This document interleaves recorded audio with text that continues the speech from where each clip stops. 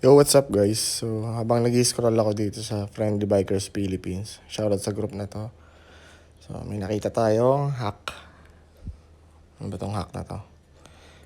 Check natin. Solid yan gamitin pang end cap ng cable. Ang alam ko, walang end cap cable yun sa akin. Check natin. Ay, ito. Wala nga. Tingnan natin kung meron akong rivet dito. Meron.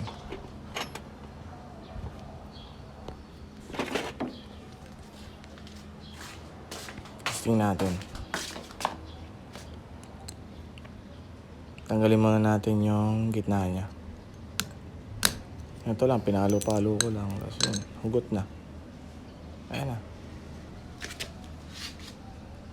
Test fit. Medyo maluwag siya.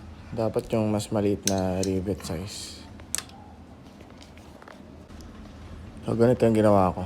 Nipit ko na lang siya sa plies. Tapos, pipisilin mo na lang yan. Make sure hindi nakalabas yung dulo. And, yan na. Ayan. Sa itsura, medyo off. Kasi malaki. Malaki siya tingnan. Pero, andun yung purpose eh. Okay din.